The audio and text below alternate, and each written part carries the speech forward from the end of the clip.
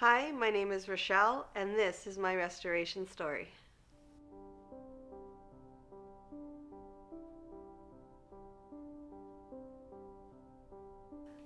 Growing up was amazing.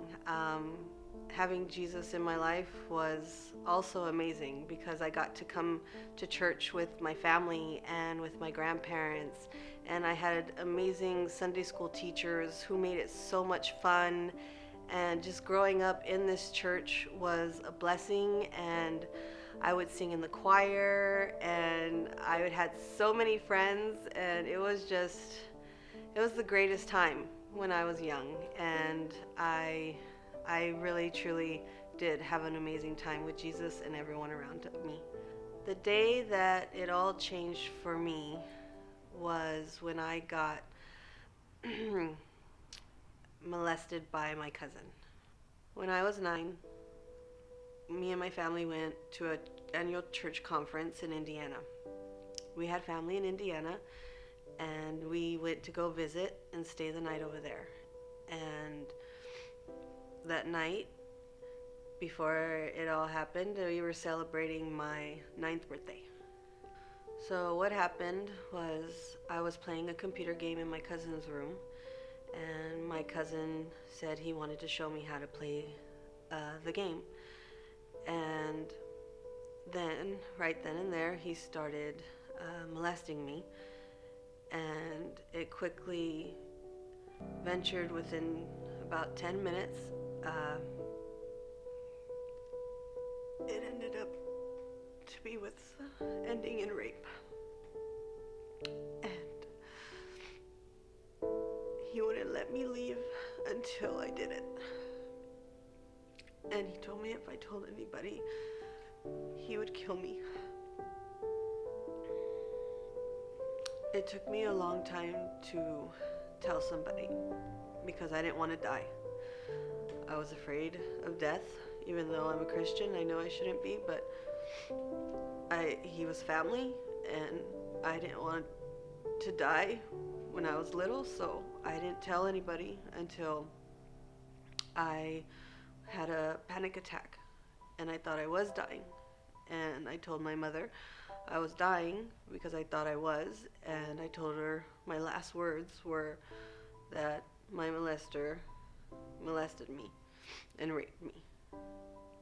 It took about 6 years for me to say something about what happened to me because I was too afraid.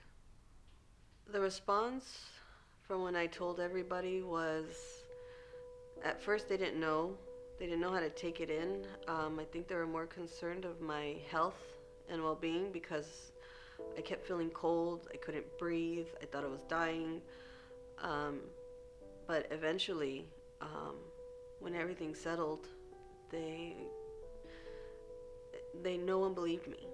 Um, Starting with my family, um, they just asked if anybody else was molested by this man, and they said no, and so they left it at that. And so they just left my words empty. And I told my church, and they they also didn't believe me. In fact,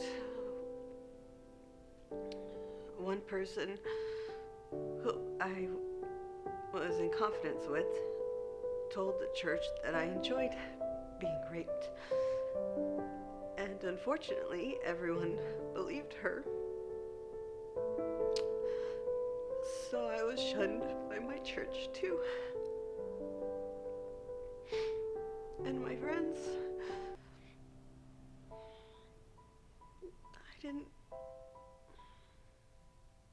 I didn't know how to tell them, and I did, and when I did, they also didn't believe me. And so I was left all alone. And it was the darkest time in my life because I truly felt alone. So I did get treatment because I was having too many panic attacks. I couldn't function. So my parents took me to a psychiatrist and they prescribed me tranquilizers. So for 2 years of my life, I was asleep. I couldn't function even more with the pills. So for 2 years, I can't really remember a lot of things. I just remember sometimes my parents waking me up to go to the bathroom, to eat, and I couldn't even get up sometimes because I was so heavily medicated. I think I started to find my breakthrough is when I was thinking about having a child. Because of what I went through, I didn't want to bring a child into this world, and knowing that people can hurt him like they hurt me, it just scared me. So I seeked out for a local rape therapist within our community, and my brother, who wrote My Molester's Family to try to help get healing for me, those were big helps. And also my husband, who was 100% supportive of me and my journey to get myself healed. So what the Lord has done since for me is, of course, I'm married to a wonderful man who I never thought I would have. He's my rock,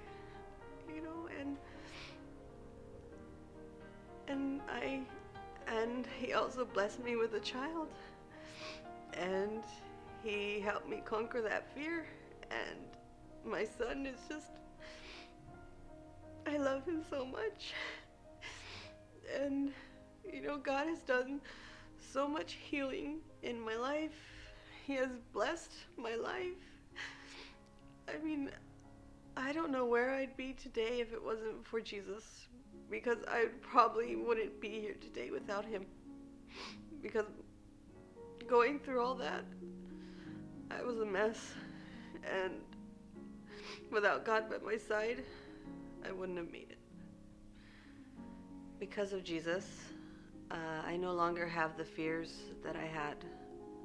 I was fearful of letting my son go to places without me. I was fearful of a lot of things, and Jesus helped me to let all that go, and let my son be with people, and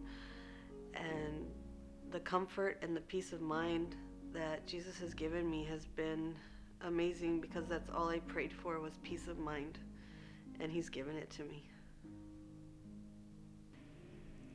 In addition to Jesus, I have a new support system in my life, my new church family, who believed me and has supported me and has loved on me and is helping me to share this story with you guys. And I'm truly blessed to do this. My advice for people who have been abused is to, number one, trust God. I prayed so hard for many years. I read the Bible because I knew if he was in my brain that nothing else could take over, and it gave me peace. Also, try to find a good support system. Talk, write it out, speak to people, get counseling. Don't hold it in. It'll just make it worse. And God is willing to help you if you let him. Just let it go and be free. That's why I'm free today. Don't be afraid. Tell somebody. It will make you sick to your stomach if you hold it in. I know you're afraid and scared and afraid of what people around you might think. But look at me. I'm here.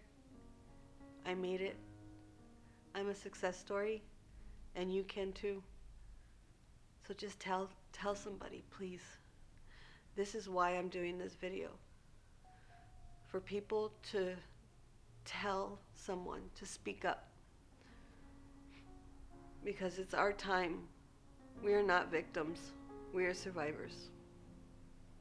So tell somebody. My name is Rochelle, and this is my restoration story.